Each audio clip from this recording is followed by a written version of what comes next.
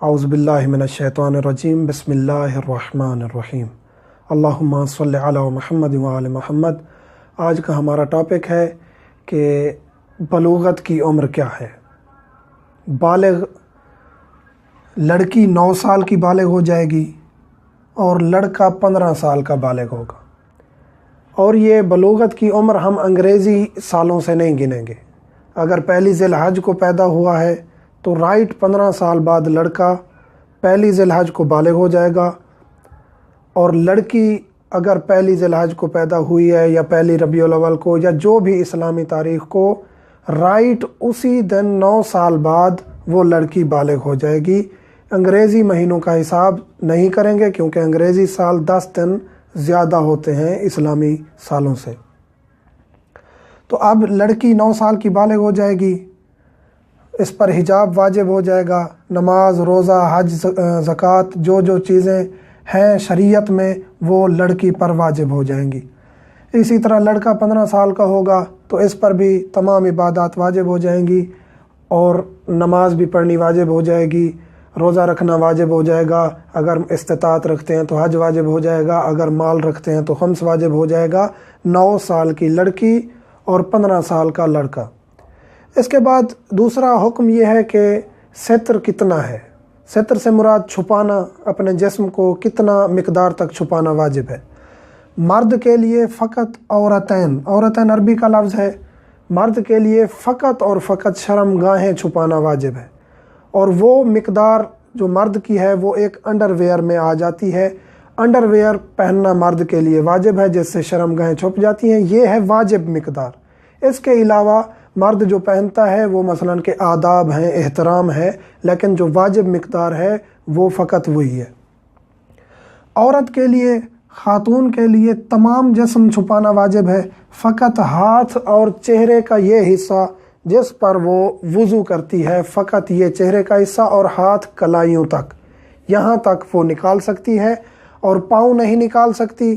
ہمارے معاشرے میں خاتون جرابیں پہنتی نہیں ہیں، حالانکہ جرابیں پہننا واجب ہے۔ خاتون کے پردے میں یہ ضروری ہے کہ خاتون ساکس پہنے، جرابیں پہنے، تاکہ اس کا پردہ مکمل ہو۔ ایک اور چیز جو ہمارے معاشرے میں خصوصاً بر صغیر میں وہ یہ ہے کہ خاتون جو ہے نا وہ تھوڑے سے بال نکال کے رکھتی ہے۔ یہ تقریباً پورے عالم اسلام میں یہ بہت بڑا مسئلہ بنا ہوا ہے خاتون کے حجاب میں، کہ باقی تمام حجاب مکمل ہوتا ہے لیکن تھوڑے سے بال نکالے ہوئے ہوتے ہیں، کہتے ہیں بالوں کا اتنا پردہ نہیں ہے، حالانکہ شریعت میں بہت زیادہ جو تاکید کی گئی ہے وہ بالوں کے پردے کی ہے۔ تو بال چھپانا بھی واجب ہے۔ خداوند کریم ہمیں توفیق عطا فرمائے کہ ہم اپنی بھی تربیت کر سکیں اور اپنی خواتین کو بھی صحیح حجاب کرانے کی ہم ان کو تاکید کر سکیں۔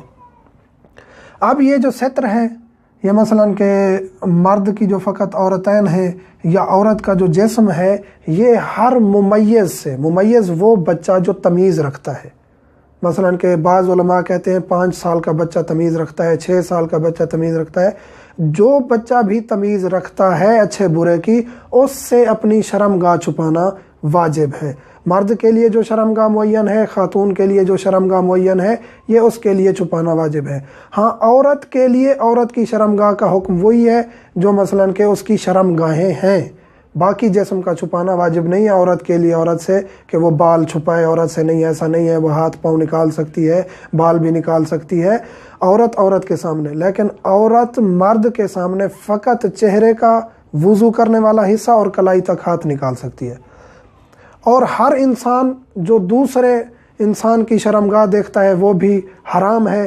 اگر کہیں کوئی یعنی ایکسیڈنٹلی کوئی اگر کسی کی شرمگاہ کھل گئی ہے، مثلاً کہ اس کا حجاب ہٹ گیا ہے، تو دوسرے انسان کو چاہیے کہ اس کی شرمگاہ کی طرف نظر نہ کرے، چاہے وہ خاتون ہو چاہے وہ مرد ہو۔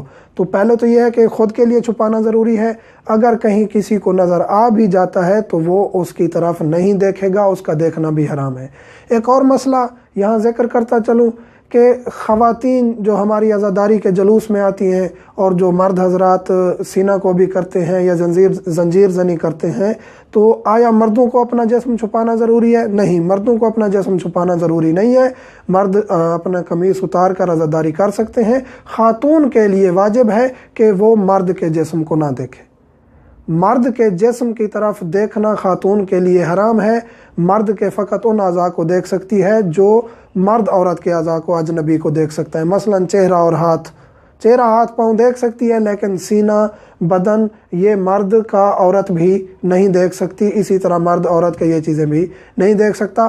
فقط میاں اور بیوی ایک دوسرے کے تمام جسم کو دیکھ سکتے ہیں، اس کے علاوہ کوئی دوسرا اجنبی، چاہے وہ خاتون ہو، چاہے وہ مرد ہو، چاہے مرد مرد ہو یا عورت عورت ہو، ایک دوسرے کی شرمگاہوں کی طرف دیکھنا حرام ہے۔ والحمدللہ رب العالمین۔